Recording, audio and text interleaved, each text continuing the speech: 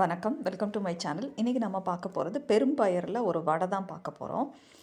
அதுக்கு வந்து பயிரை வந்து நான் முந்தின நாளே என்ன பண்ணிட்டேன்னா, நல்லா தண்ணியில் ஊற வச்சுட்டு சோக் பண்ணிவிட்டு அதை வடிகட்டி ட்ரெயின் பண்ணி வச்சுருக்கிறேன். இதில் 1 2மா வடைக்கு அரைக்கிறது போல், இந்த பருப்பு வடைக்கு அரைக்கிறது போல் மிக்சியில் வந்து நம்ம அரைக்கலாம். அது கூட என்னென்ன போடலாம் அப்படின்னு சொல்லிங்கிறதையும் நான் காட்டிடுறேன். நான் இந்த அளவுக்கு வந்து ஒரு 8 to 10 அளவு தான். ஸோ அதனால் இந்த அளவுக்கு இஞ்சி எடுத்திருக்கேன், ஜிஞ்சர் எடுத்திருக்கேன், ஒரு 4 பச்சை மிளகா. உங்கள் காரத்துக்கு ஏற்ற மாதிரி நீங்கள் எடுத்துக்கோங்க. கொஞ்சோண்டு பெருங்காய பொடியும் போட்டிருக்கிறேன், ஒரு பிஞ்சு சால்ட்டும் போட்டிருக்கிறேன். இந்த அளவு வெங்காயம் எடுத்துருக்கிறேன். இந்த அரைச்சிட்டு வந்துட்டேன் பாருங்கள், குறன்னு தான் அரைச்சிட்டு வந்திருக்கேன்.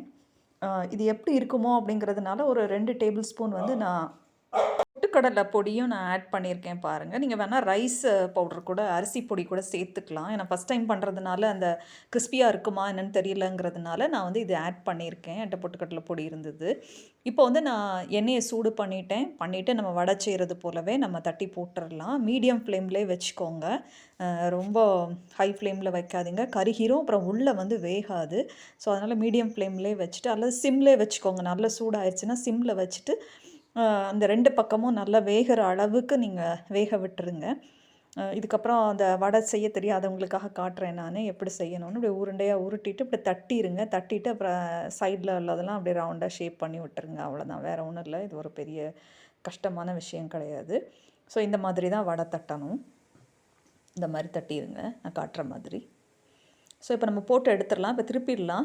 ப்ரௌன் ஆயிடுச்சு. ரொம்ப வந்து ப்ரௌன் ஆகலை பார்த்துக்கோங்க. ஏன்னா இந்த கலர் வந்து ஒயிட்டாக இருந்ததுனால ஒரு லைட் கோல்டன் ப்ரௌன் தான் வந்திருந்தது. ஆனால் உள்ளே நல்லா வெந்திருந்தது, நல்லா டேஸ்டியாக இருந்தது. பருப்பு வடை மாதிரி தான், அது டிஃப்ரென்ஸே இருக்காது. நீங்கள் செஞ்சு கொடுத்தீங்கன்னா டிஃப்ரென்ஸே தெரியாது. இது கூட கீரை எல்லாம் நீங்கள் சேர்த்துக்கலாம்.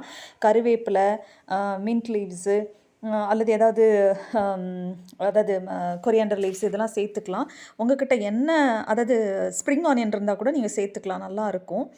இப்போ நான் எடுத்துட்டேன். இது கூட வந்து நல்ல தேங்காய் சட்னியோ அல்லது சில்லி சட்னியோ வச்சு நீங்கள் சாப்பிட்லாம். இந்த மாதிரி ரெசிபீஸ் பார்க்கணும், என்னோட சேனலை சப்ஸ்கிரைப் பண்ணுங்கள். இந்த ரெசிபி பிடிச்சிருந்ததுன்னா உங்கள் ஃப்ரெண்ட்ஸ் அண்ட் ஃபேமிலிக்கு ஷேர் பண்ணுங்கள். மறக்காமல் பெல் ஐக்கானை டச் பண்ணுங்கள். அப்போ தான் லேட்டஸ்ட் அப்டேட்ஸ்லாம் உங்களுக்கு கிடைக்கும். இந்த மாதிரி சிம்பிளான டிஃப்ரெண்ட்டான ரெசிபீஸ்லாம் என்னோட சேனலில் நிறையா இருக்குது, போய் பாருங்கள். தேங்க்யூ ஃபார் வாட்சிங், subscribing my channel. Thank you, have a nice day. மறக்காமல் பெல் ஐக்கானை டச் பண்ணுங்கள். அப்போ தான் லேட்டஸ்ட் அப்டேட்ஸ்லாம் உங்களுக்கு உடனே கிடைக்கும். இன்னும் டீட்டெயில்ஸ் வேணும்னா டிஸ்கிரிப்ஷன் பாக்ஸ் பாருங்கள். தேங்க்யூ.